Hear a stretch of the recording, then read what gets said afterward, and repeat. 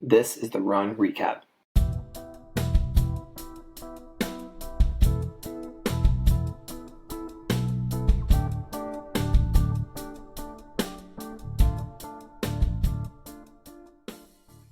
I'm sure it'll be Man, fun. I had something seriously interesting to talk to you about Oh yeah, earlier today, and lost it completely. bummer. That Don't sucks. don't have it at all. I mean, do you have like a do you have a It wasn't directly running related or workout related. It was yeah like indirectly, but it was like just something like. And I thought, oh man, I should talk to Mike about this. And then thought, it'd probably actually be funny to have it on the podcast. And that's yeah? the only part about it that I can remember. Oh Is no. that it's like workout adjacent, so it totally work for this, but wasn't. Yeah. But like that wasn't the original point of what I want to talk to you about at all. Wow. And that's the only thing I remember about it. So got that going for me. Okay. Well, I mean, we gotta. We'll see as we go. Maybe you'll pull it back. Maybe you'll think of what it Yeah, was. we'll see what And happens. I have. I 'Cause we didn't do have, your workout though, just so you Oh, know. it's fine. Yeah. We have that workout I did. We have our 400 splits that we did together, and then I pole vaulted last night for the first time in 10 years. Oh, you did? So there's that. And to you talk kept about. that Yeah. secret till today? I did. Oh man. I didn't know that I was gonna do it until like 30 minutes before I drove there. I get that. That happens to me I often was with like pole vaulting on too. the fence. Just like going Yeah. through my day, I'm like, oh shoot, pole vaulting? Yeah. Oh, I was totally gonna do that. I was thinking Nice, about yeah, it. I'll I jump was in and doing grab a couple vaults, as you guys say. Yeah, a couple vaults. I did. Yeah, I mean, because I ended up doing. That's kind of accurate.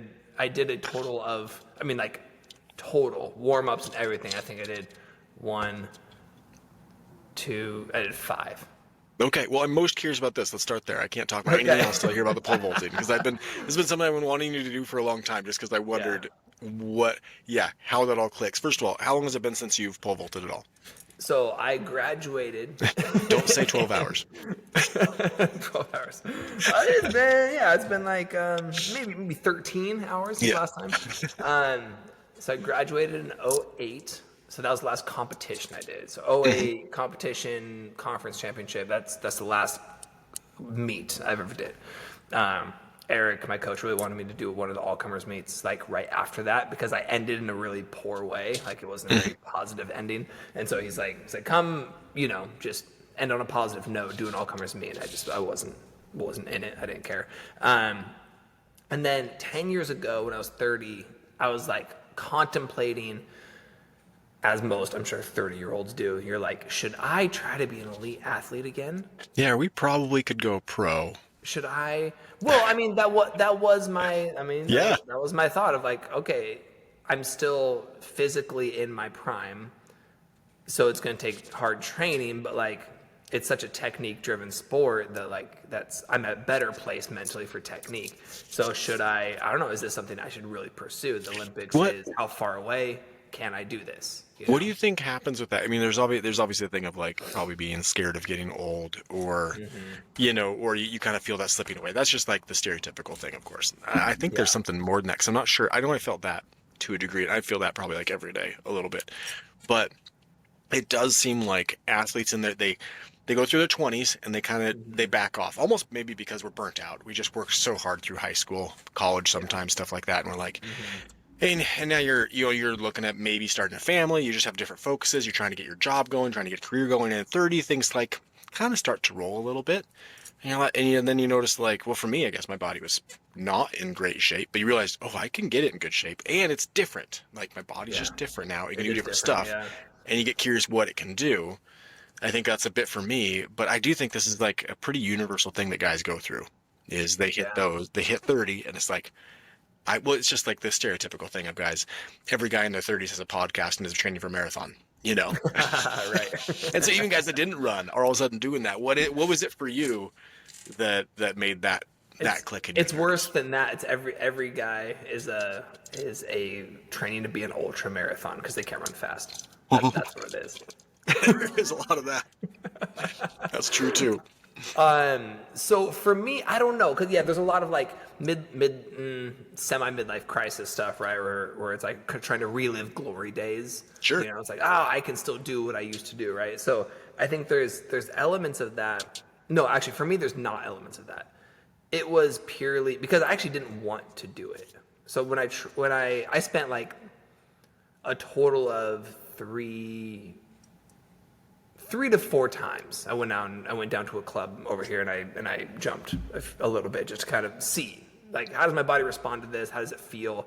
I didn't take the steps of like, okay, I'm going to really try this. It was just how does my body respond? You know, Yeah. It was an evaluation. Do I want to put in the work for this? To me, I think the motivation came from, I don't know. It felt like kind of unfinished business, like a mixture of I was good at a thing that I put 90 to 95% physical effort into, and I put 30% mental energy into. Sure. Yeah. Right. And so I know that potential was untapped. Like that's just when you only put 30% of your mental energy into it, you just know your potential's untapped. When it's really too bad that our bodies peak when our brains don't. Well, and so that's another aspect is I know from other experience that I do good with technique when I leave it for a while.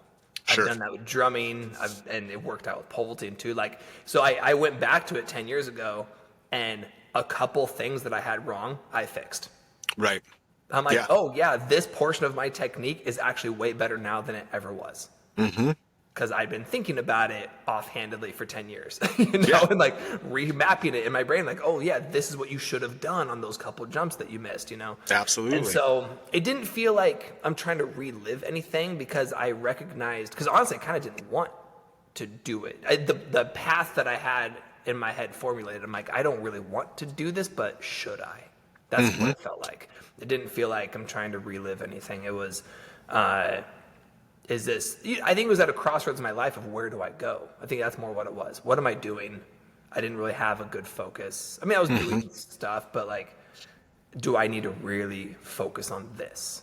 Sure. Is this a thing? And then the aspect of it, yeah, I'm not past my prime. I'm still physically in good shape, and I know I can get in even better shape. And I know that to be elite in that sport, you don't have to be the fastest. You don't have to be the strongest. You have to be really fast and really strong and have really good technique. And I'm like, well, the technique part is the aspect I didn't tap into very well.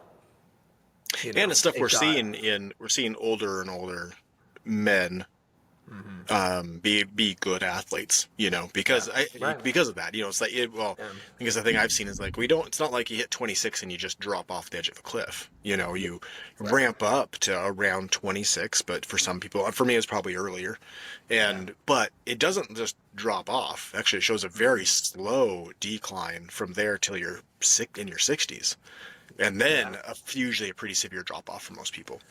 Yeah. But yeah, you can perform. I mean, man, we've seen a couple really, really fast runners now in their 30s. Yeah, quite a few. And I mean, it's normal that elite sprinters go into their late 30s. For some of them, like we've seen, I forget them. Didn't Michael Johnson Coleman. went a long time, didn't he? I feel like I saw him in a lot of Olympics. I was too young to remember the ages that he was doing, but I know that like, a lot of the 100 guys were going in their mid 30s, 36, 38, you know, in that range. Yeah. So you can stay elite anyway. So 10 years ago, I went and jumped for a handful of times at a club, and it came back, it clicked, and ultimately I decided that I didn't want to put the work in. It wasn't actually like what I wanted to achieve in it wasn't really worth it. You know, just kind of like it was in college. I'm like, no, I don't actually care about this that much to pursue it like this. Sure. Right.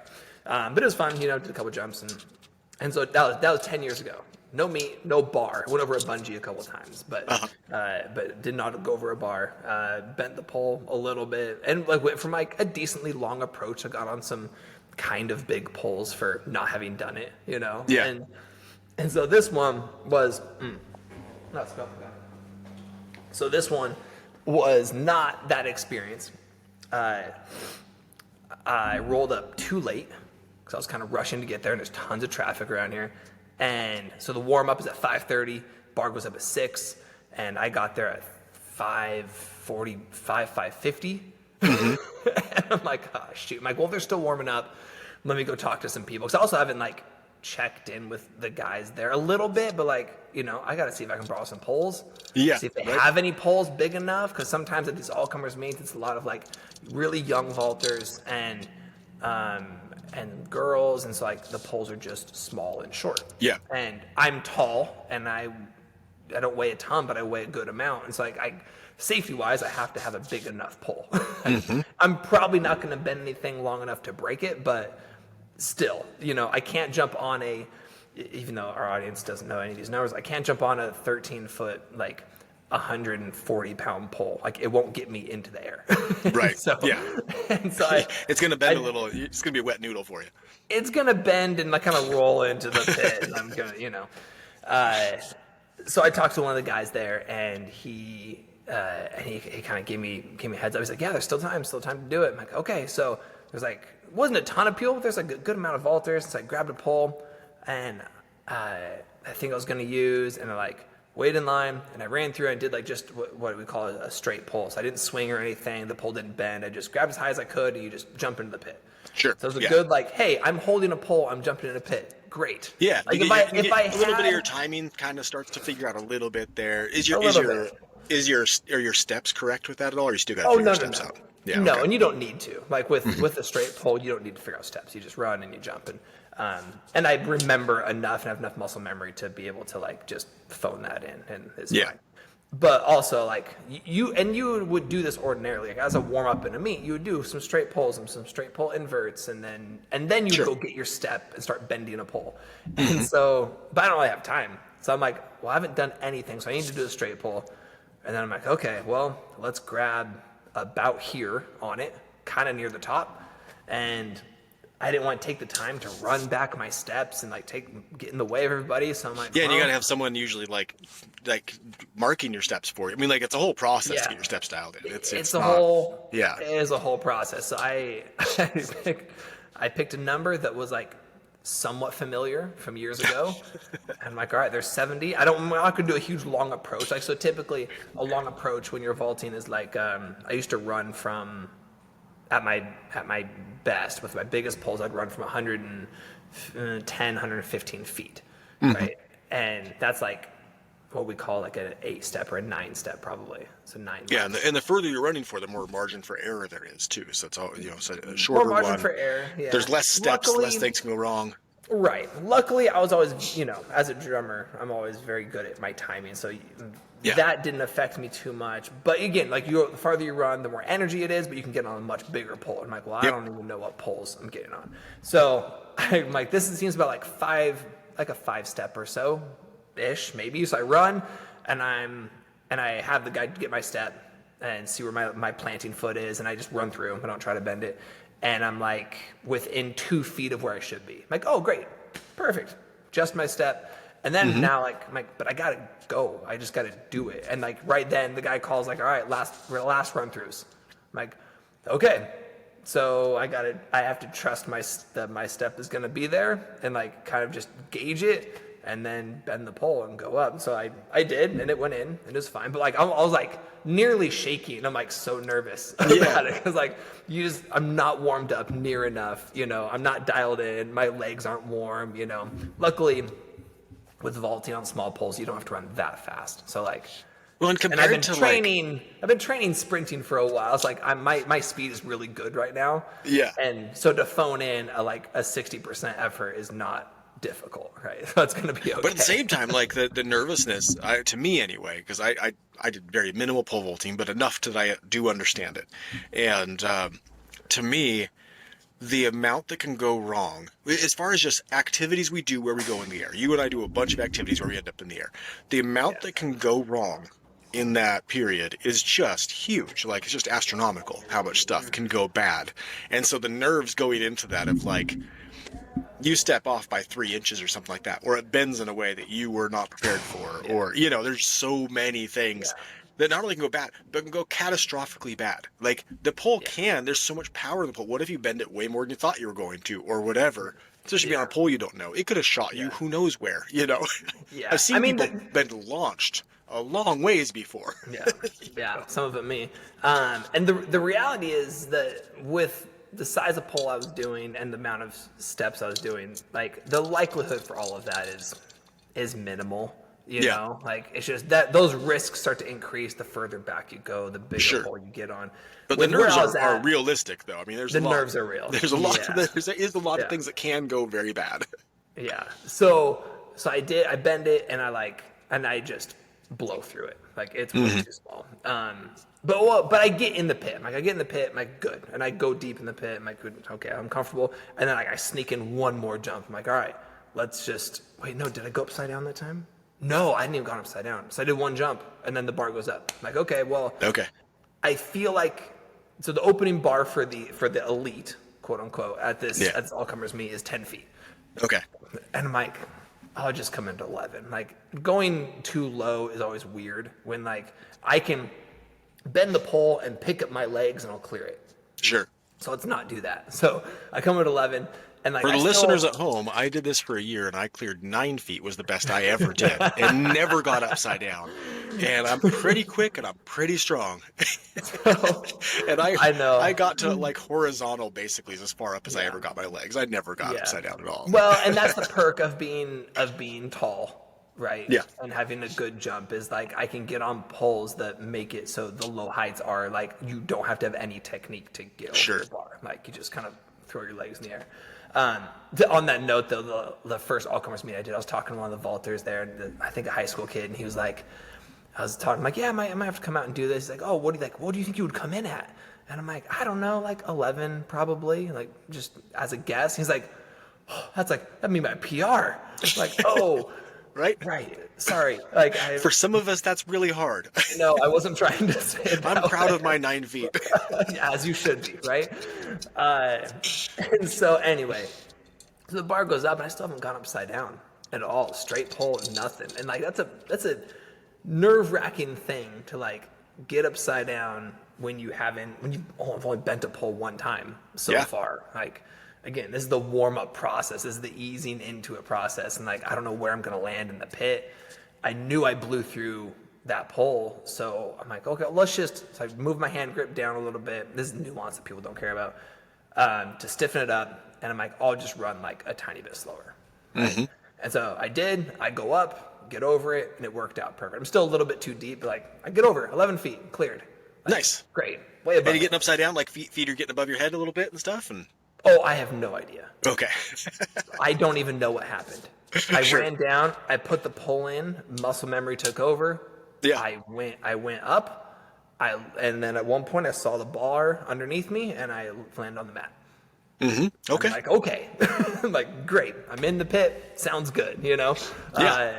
And even one of the guys asked me, he's like, because they were all like, how long has it been since you've done this? And they're like, oh man, like that was a good looking jump. I was getting a lot of compliments. Oh, good. And I'm like, okay. I'm like, I don't know, you know? And they're asking me oh, how'd that feel? I'm like, I don't know. I'm like, I got in. I don't know what happened. Like, it's just muscle memory at this point.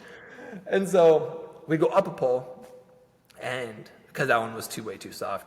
And then I had one jump. So I skipped 11.6 because I don't want to jump more than I have to. So I skipped 11.6, go to 12. And I had one jump, my first jump at 12, or my only jump. I cleared it, and I got upside down where I saw things, and I felt it, and I felt a lift. And I'm like, oh, this was fun. Like, that was a fun jump. I was swung. Nice. I did it good. I felt the launch, and I got over. And then at 12.6, I just couldn't get on the right pole. So I went from I tried the same pole I blew through it. I tried one pull up, I blew through that. Tried another Did you clear your 12 by a little ways, or was your 12 close? Oh no, it wasn't close at all. I mean, I probably had a foot on it, but I was blowing through it, you know. So sure. The risk is you're gonna hit it on the way up, right?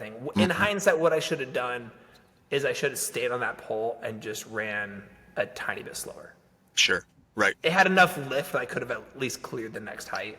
Yeah. And so, but I mentioned that to one of the guys. I'm like, I'll just rein it in a little bit. And he's like, that's never the solution. He's like, let's find you a pole. I'm like, all right, I gotta work harder than this right now.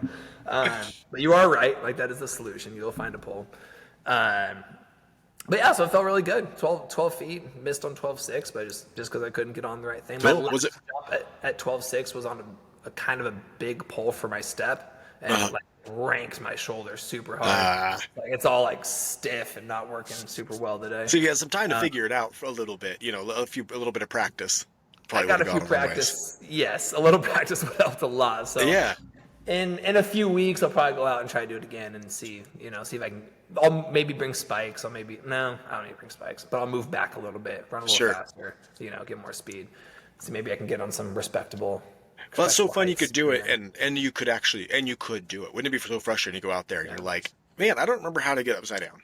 Like the muscle memory's not clicking in, like because it's been a long time. Some things click immediately, where it's like, oh yeah, it's like I never left, and other things like I actually don't know how to do this at all now. Well, how do I, and I never know which things are going to be which ones, and I'm usually shocked on both ends of the spectrum.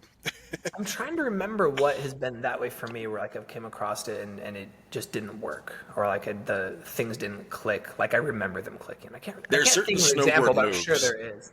Trampoline for me. I can't do a front flip 180 to save my life. Oh, really? And I could do those forever, easy, really Yeah. high. I could jump off things and do it. I could jump off the trampoline, land on the ground and do them. Like my front flip 180, just take off in a front flip and then land facing the direction you took off from, was like just the easiest thing on earth. I could stall it out halfway and land. I could do it anywhere. I could, I don't think I ever did it like off a ledge, but I probably could have done them off a ledge comfortably. Like they were just locked in until I was like, I think I was 19. No, maybe I was 20, somewhere in there. And I tried to learn a 540 front flip. So I was rotated way more. And ever since then now, I can't do them at all. Like and it's now been another 25 years and I cannot do a 180 front flip. Can Where you I jump have on a trampoline in general? Like, is that, or like, 'cause I know some people like to get that equilibrium starts to get to them. I can. It feels real. It doesn't feel good. I don't like it. Yeah, it's not. I mean, I have one, and it's really frustrating because there's a lot of things that I could really practice out there with, and it's like right there, and I don't like how they feel at all. It not like it hurts. It just feels kind of gross. I kind of know what you're feeling. I not quite to that extreme, but I was jumping on your trampoline or maybe Tiana's, I don't know, sometime within the past year, and I was like, yeah, this feels, after a while, like I did a couple flips, did a couple things, and I'm like, yeah, I kind of feel like I want to get off. There's a bunchiness, a bunginess to it, the squishiness. There's a squishiness to its pop that's really not okay, and it really bothers me. And, like, I even gone to like the trampoline parks to practice like into the foam pit with a snowboard attachment thing to go work on snowboard tricks. I've gone to some of my snowboard friends to work on that stuff, and like it's the way it snaps you up that I just really don't like how it feels. It's like maybe my innards are moving around weird because I'm old or something. I don't know what it is, but it doesn't feel good. Your bones in your inner ear are like fusing, so your equilibrium's not like, right. Now, I'm starting to understand sometimes when we'd like try and talk our parents and like we're doing a fun thing. Obviously, this is fun for everyone in the world because it's fun for me. Obviously. And so, mom and dad, you gotta do this. This is a fun thing, right? And then they're like, no, I really don't want to do that. Like, oh, and I would never really? understand it. We're like, Why no. would you I came not from want you, to? so we're the same people. So obviously you like this thing too, you know? Well, and especially the with the change in time, because like, we only know our parents as old, right? Right. Older than us, always. And so there has been periods where they do want to do the things that we're doing. And so to see that change, like, but wait, no, but you like to do this. Like, oh, wait, not anymore? Oh, you don't want to do this anymore? Like, what do you mean you don't want to do this anymore?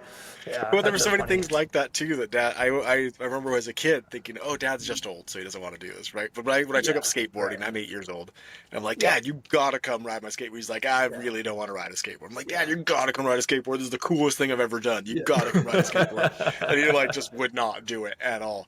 And I'm thinking, man, I guess that's what happens when you get old, you know? And thinking back on it, how old was Dad when I was 8? It was like, what, 30? Yeah, something, yeah. Yeah, about that, probably. You know? No, not old. No, not even, because he was 33 when I was born.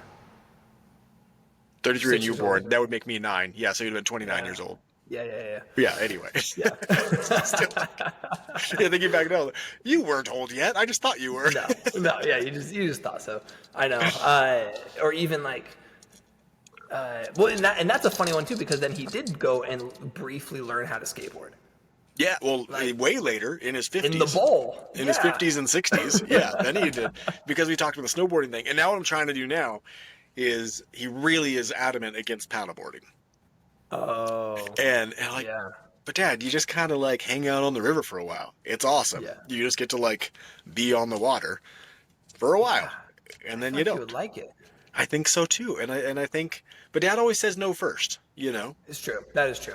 And so, Well, you anyway. need to get him out on a paddleboard on a lake. Like, You think a kind so? of calm lake. Well, yeah, just because like go out there for a second. So he's done but he's done that. He's done that and did not like it. But Oh.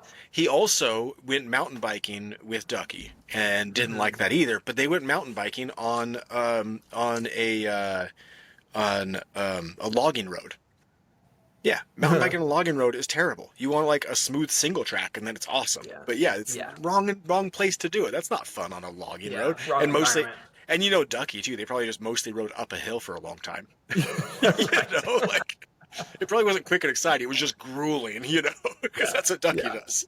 Exactly. And so it was just like extreme endurance, and Dad doesn't like doing that. And so Yeah. I think if I took him somewhere, it's not hard, like Little Spokane. It's not hard, but it's constantly interesting. You're at least doing something all the time. You have to do some turns and stuff, and it's fun, you know. Yeah, that could. And Yeah, he yeah. might find that interesting. I was talking Yeah, I about feel it, like and he should said. like it. He said you often tell me things I should do that then turn out to be really bad ideas. And I told him this is not like hiking Mount Spokane in November. I know that one. That one just is scarred. I You know, promise and it's better than that. I don't blame him for that one. My credibility is shot from that though. Yeah. And Well, that's I mean, that was just the reasonable. ice. That was the icing on the cake, I think, for that one. Yeah, I've done it too many times. There's been a few missteps when it comes to recommendations for Dad. So anyway, pole vaulting was good. It was a lot of fun. But then we also, so we were in Spokane and we did you're working on your mile time, trying to get your mile Yeah. time low. So we A little did bit, just workout. starting. Yeah. Yeah, we did a workout force on that. And okay, and here's my problem. Here's my beef with you. Okay. My constant beef with you. This is forever. This isn't new, but I have to reiterate again because it's like the third time it's happened this year. I think is you have a goal that you bring up, and you're like, I'm really working on this. I really want to get my mile under 5 minutes, and Yeah. I'm like, oh man, yeah, that sounds like a lot of hard work. And I think about it for a second. I'm like, yeah, me too. When we were talking during so we did 400 intervals as part of your speed training for Yep. your mile, and during the 400 intervals, I was telling you how I don't think my distance training is conducive for my sprints. Yeah, and I agree with you completely. I think that if I want my sprints to be fast, my miles, I finally did an official 100 meters, and I got 11.8, and I'm very happy with that. And I wasn't even feeling my best. Like my Achilles was kind of bugging me that day, and I was kind of nervous about it. And I warmed up way too long, and still 11.8. So I'm like, okay, great. So 11, a low Yeah. 11s to under 11 is in sight, I feel like. And I just don't think the distance running is helpful for that. So I need to focus on the sprints and not focus as much on the distance. Yeah, And I agree with you. I then- think it changes your body makeup to a degree. It changes the way your muscles are growing, and I agree completely. And then you go and say you're going to work on your mile time. And I'm like, yeah, that sounds like something I should definitely be doing. Years ago, maybe like 10 years ago or something, or 8, I was trying to break that 5 minute, because I've never ran under 5 minutes. Like, I mean, you have, so you know that feeling, the pace is going to feel like. I've Yeah. never run under 5. I got down to Imagine the 5. worst thing you've ever felt. Just imagine that. So and then you 400. gotta, and then you got to do times. it for 4.5 minutes. Yeah. And that bad feeling starts Yeah. in about 5 seconds. and then you just We'll gotta see. do it. I will when you get to that 5-minute mark or you break it. I'm going to come back to this and see what you actually felt like. See what. What's going to what be the cool? experience Okay, was. it's running a mile. Real honestly, if you're going to race a mile, it just sucks the whole time. Like if you're going race pace, you're going all, and you're actually going to set your own PR. I don't even care how fast you are. If you're going to set a PR for a mile, the trouble is that you then have to go super hard the entire time. And it's like, it's not quite as bad as the 800, I guess, to a degree, because you might back off your hardest pace a little bit sometimes. But that's it. Running a 6-minute mile when a 6-minute mile is as fast as you can go is really, really hard. Running running a 5:30 when 5:30 is as fast as you can go is really, really hard and feels horrible the whole time. But if you can run a 4:30 mile, then all of a sudden a 5:30 mile is really fun. Well, of course, right? Anything slower than your best feels good. Exactly. But when we did the Tracy Walters semi mile invite semi consistent thing last year, I don't feel like it was terrible for you the whole time, and we were racing it. Man, is it the memory of it? Most things, your memory of things makes it better. And I feel like my memory of running makes it worse most of the time, unless they're really long runs. But that is in the my moment, memory of it was just like, I remember it just hurting so bad. I remember afterwards not able to catch my breath. I'm gonna throw up, and then also feeling like I need to run further. Like it was just the most confusing things going on in my head all at the same time. Because I went out too fast, and you're like, oh, he's going too fast. I'm gonna stay quiet. I remember you talking through it as if you were like, this is fun, and not this is agony the whole time. No, you're right. I'm completely wrong because even when I'm thinking back on our 400s that we did. Mm-hmm. Those were so hard and miserable, and yet even on our hardest one, at the 100 mark, I was casually talking to you of like, every time. I think we're going a little quick. We're hitting the 200 mark, and like, I comfortably told you, I can't make it at this pace. No, but on I'm the talking fastest calm one, still halfway through. On the fastest one, you told me. You said, "Oh yeah, this feels good. This is definitely it, man. If we can keep this the whole time, this is gonna feel great." But right before you said, "There's no way I'm gonna make it." I talked through the whole first 200 of that 400. You talked through the first at least 100, if not 150, through every single interval. Every single one you talked through. You're like, oh, and I'm like, I'm just trying to focus on my pace. I'm not trying to downplay conversation, but I'm like, also we're on 400s. Like we're not out for a mile jog or even though like a hard 2 mile. Hard 2 mile, you still have a little bit of like, we're okay in here. And you're just like sprinting a corner and you're like, I don't know, this pace feels pretty good. I think we can do this though. This is all right. Oh, back off a little bit. Okay, here's my plan for the next part.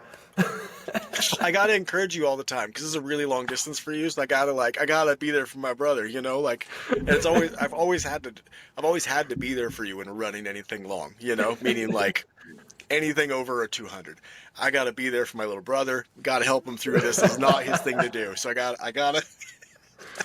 I know some of it was literally like, I'm talking for my own psychology, and I'm trying to encourage yours too. I don't want you to give up on this really long run we're doing. Well, I mean, I did go into it also saying that, like, I don't think I'm in shape for this because you wanted to do 600 intervals, and I suggested 400s because I'm like, I don't think I can run 600. Like, I'm just not my conditioning isn't that great, especially with that kind of stuff. So like, I don't think I can last through 600s. Like I won't make it. Well, and now thinking back on the times we ran, because we went and, ran well under 5 minutes several times. Yeah. The goal was 6 minute, 6:40 or 5:45, 5:30, 5:15, and then 5. And instead we did 5:30, 5:30, 5:15, 4:50. 440. 440 pace, but I think we came through at 450. Okay.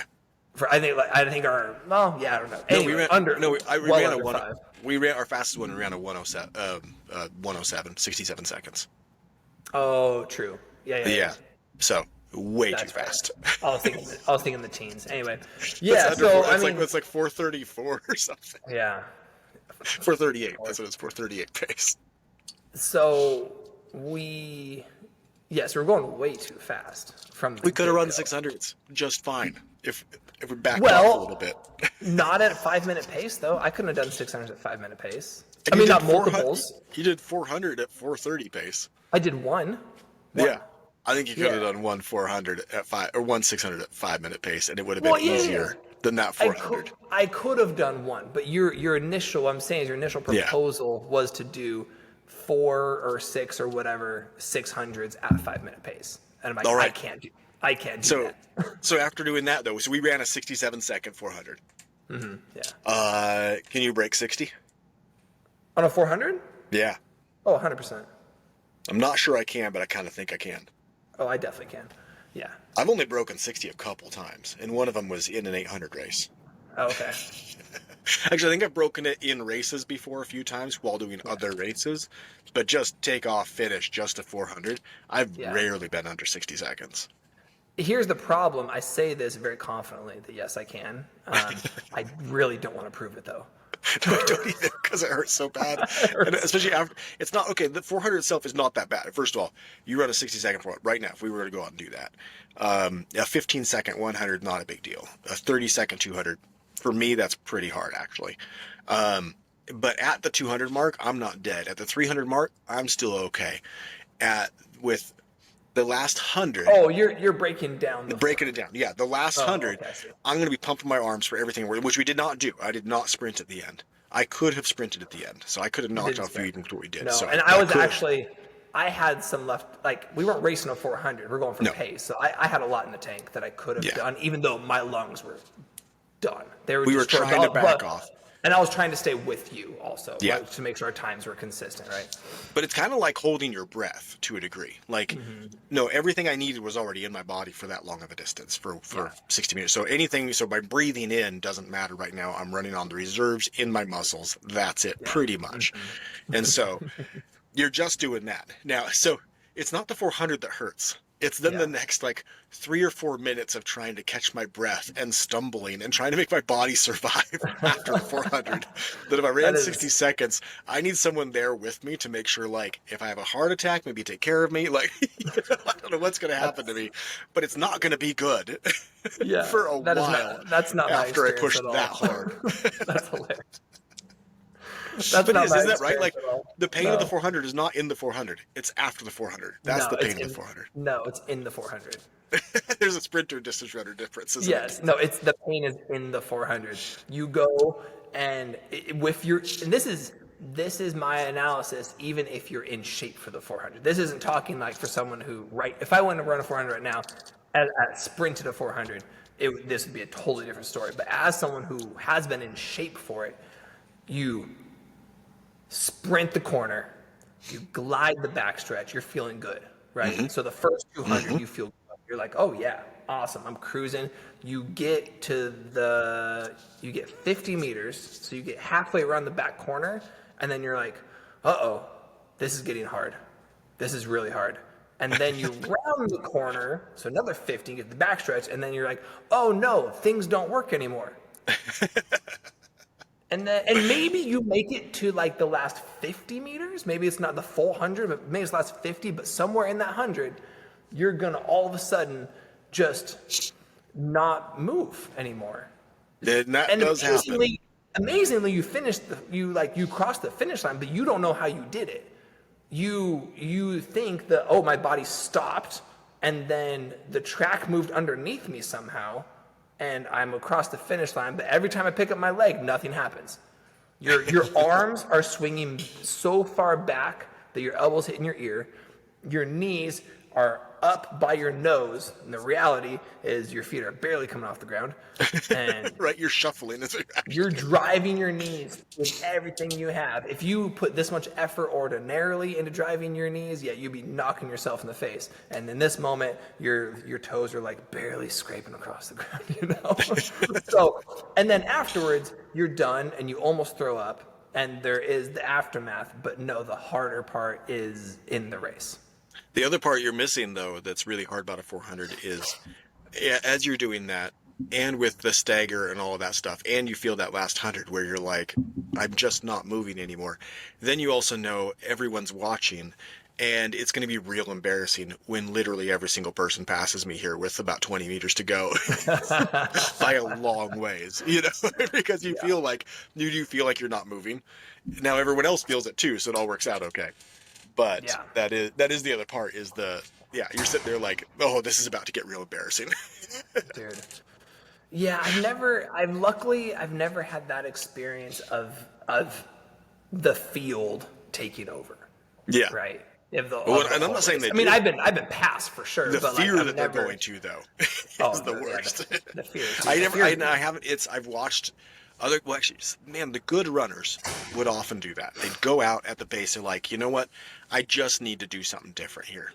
And so I've been sitting here. So I've had friends that ran with, and they were just stuck in that 4:30 range. But you knew they're a really good runner, and they're like, I got to get to varsity. I got to do it. The only way I'm going to do it is I got to run. I got to run in a way that's more. I need to not hold back. Mm-hmm. So I'm going to decide ahead of time what I think I'm actually capable of, and I'm going to run that race and hope it works. And so here it's a gnarly thing to do. You take off. I've had a guy I ran with did this. The memory still popped in my head because I knew he was really good, and he was running like 4:30s. He is consistent riding his 4:30s. And was not on varsity, but he was on the cusp. And so anyway, so he took off on this race and took off just at probably about a 4:12. So drastically different than what he'd done before, and just left everyone behind. I'm not going to run this, you could tell he just said, I'm not running this strategically anymore. I'm just going to go do what I really think my body can do. And he took off, and man, he looked good. And whoa, impressive. What happened? Yeah. I think his name was David Green. What happened to David Green? What's going on out there? What the heck is he doing out there? And we're all just in awe. He's just leaving everyone behind. We're 400 meters in, and he's got beaten everybody by 50 meters. Wow. And looks good. And he just keeps going and he goes around the next one, still looking good. Hits his third lap, still looking good, and then it all falls apart. Oh, Completely falls apart. And he just kind of kept trying to go and go and go, and he just couldn't. And pretty soon, I think he ended up getting 6th or 7th or something like that. So it wasn't dead last. It was a pretty big one. Yeah, but close to dead last. He would have done better running his normal race, but he did. But he got to find out. And then, but we always hear stories of Lindgren and other guys like that, kind of deciding the runner they're going to be and going out and running like it, and then and bonking hard over and over and over again, and just they might get beat by everybody, but they decided the runner they're going to be, and they decided to live that way now, which is such a great life lesson, isn't it? That we're scared to do that. We know who we think we could be. We know the things we think we could accomplish, and we could just go out and be that guy. And we're scared of it because you're going to go out and be that guy, and you're going to fail, and probably publicly, and it's going to be embarrassing. And you know what? The truth is, you are going to fail. That fear's not fake. You're going to go out there, you're going to fail, and people are going to watch you and be like, oh crap, you tried real hard. Too bad that's what happens to you. Right? Yeah. And then you go out and do it again. And you know what? You might do a little better. They're not going to see that. They're still going to see there he goes again. He always takes off fast and just can't really actually accomplish the thing he's trying to accomplish. He just can't. Yeah. He's going to go do it again. Does he not learn that he shouldn't be doing this? What's going on with this guy, right? And he doesn't do it. But and you don't have to do that. You can be a really good runner. You can run the way I ran. You can be a really good runner, and you can just strategically keep growing where you're at. But you know what? You're not going to the Olympics that way. You will not be the best that way. And you know what? I also don't get stress fractures that way either. You don't get major injuries that way either. There's a lot of things. I think that life correlation there is something that I think about all the time. That I mean, that's what do you want to get out of? Yeah, it is true, and that's the lessons of the skater, right? Too is absolutely you go and you keep trying, and ollie is going to take you 1,000 tries, and then kickflip's going to take you 1,000 more tries, and then the handrail is going to take you 100 tries. Or, I mean, man, Luke was trying a trick on for a part. He's trying a big spin Casper flip to frontside board slide down a rail, and we're out there. I don't think he ever got it that night, and if I recall right, it was 100 something tries. Yeah, we were counting because we were sitting there. We had to make sure the Right. board didn't go in the river. So we were Yeah, sitting down at the there's no- bottom because every and, fall like- his board would take off. So we had to sit down there and block it for the river. So the board didn't Yeah. lose it in the river. And that's a ton of tries to then ultimately be like, pack it up. yeah. Didn't get it. At some point, it's midnight and you got to go home.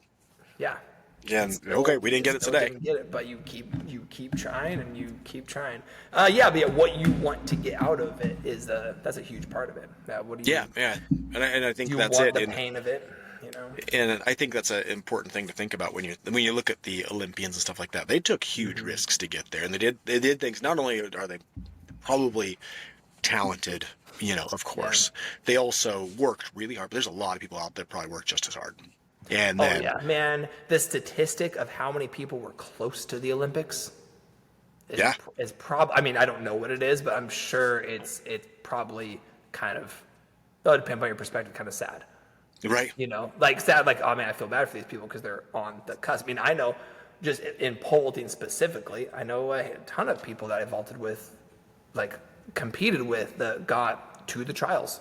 Yeah. Didn't make it. Didn't, and not that they didn't make it then to the Olympics from the trials. They didn't make it past day one. Right. Right? You have day one of consolidating. So, yeah. Day one of consolidating, and then day two. With pole vaulting usually doesn't have like semifinals and then finals, but in Right. the Olympic trials you do, and you don't make the finals of a vault, which is in pole vault world that's like weird to not make a final because you're already in the final. Well, and But poor that's, pole like, vaulters too. You can super just have a common. bad day and not get your height. Well, yeah, that's That just happens. But all the people that go and they run their race at the trials and they still and they do their best. Maybe they PR, right? They're good Yeah. enough to make it to the trials, and then they have the best day of their life, and they're still 8th, Yeah. right? They beat a ton of people, but they're not, they're not that next level. And especially, man, in track, that's such a tough thing to swallow because Right. it's not like it leads to something else. Yeah. It's not like automatically you can still be a professional or a semi-professional track athlete. Where you like kind of get paid for it. It's like, no, you either are in the top, 20 in the world, or you just don't do it. Yeah, or you don't exist. Yeah. Yeah, As far as anyone's concerned. you Yeah. are nobody. Yeah, absolutely. Well, so I've been thinking about this a bit. Is with the Olympics, is there are a lot of sports in the Olympics that have got to have a small talent pool, and so Yeah. right. Yeah. So you look at that and you think, okay, I'm a pretty good athlete. You're a pretty good athlete, I know where you're right? going. Okay, so which sports are there that in America that you've never met anyone that ever does, right? Okay, Yeah. bobsledding. It's totally like dialed in. Bobsledders are obviously seriously good athletes. I've been following some on Instagram. It's really impressive. But how many people are actually trying to bobsled? How many people are doing it recreationally? Yeah. Nobody. Like 10, There's a couple guys doing it recreationally. Then there's a couple guys doing it like trying to go pro and stuff like that. But it's gotta be, I don't even know where you would, I mean, in Colorado, they must have bobsled places or something. There are, I think there's like 2 facilities. Like But we're in the we're con- pretty I strong, I'm pretty and sure we're there's one pretty in quick. Vancouver. So, Yeah. But then it's but it's multiple parts. So if you're in a 4-man bobsled, you have the driver who then has to have then you're in a race. Like it's in a like a Formula 1 style race where like you're memorizing the track yep. of corners and banks and the milliseconds of when to go high and low. So you do Like, the it's- two-man bobsled. No, you do the 4-man. You just make sure you're in the middle. Oh, you just gotta You get in. sprint You gotta get in. as hard as you can, and then you get in and you do nothing else. No, here's what we do. You and me, though. I mean, you got to lean and stuff, but like you're not steering anything. You just follow the guy's head in front of you, right? That's obvious. Exactly. We watch Cool Runnings. That's not too tough. We saw it. We know how it works. Yeah. No, you and I do it. Yeah, 2-man bobsled. I drive, you push. great. I Done. think we could still go to the Olympics. Now, what sport could we do that's then accessible? So Well, we if it's don't have to accessible, more move people do to- it. We need it not accessible. Well, no. Accessible meaning like we don't have to have specific conditions, right? Because you have to train at a bobsled track, which means That's you have true. to go to. Let's just We probably have to assume go to Whistler. Colorado. I know Whistler has a training facility. Right. I've heard that. And then maybe there's somewhere in that Utah, Colorado, somewhere that has one as well, right? But like, it's not like any winter town's like, that's where the bobsled training thing is. Go talk to the coach, you know? And do we You can't and do we just need to hop maybe in. be German for some of these, right? So what sports Maybe, yeah. we can get out of America because we have German blood, so maybe we could be German for a little bit Maybe. and pick a sport that Germany really doesn't do. Well, I mean, yeah, because that's the whole thing of Andy McDonald getting to the Olympics in park skateboarding. Yeah, Is he is British. apparently British. Yeah. And he didn't know that he was enough to compete, but like they figured it out, and like he went and competed, and he was better than everyone they had. yeah, So it worked. absolutely. You know. Yep. Bobsled seems like a too obvious one. Cool Running's popularized that way too much. What we got to look at is what else is there.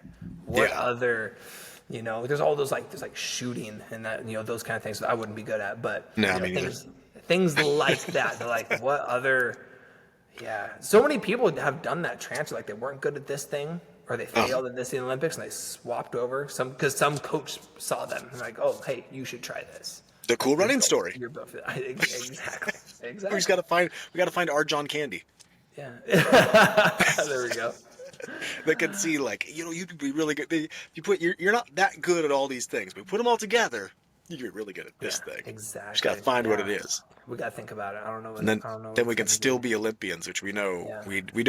we pretend like we don't want.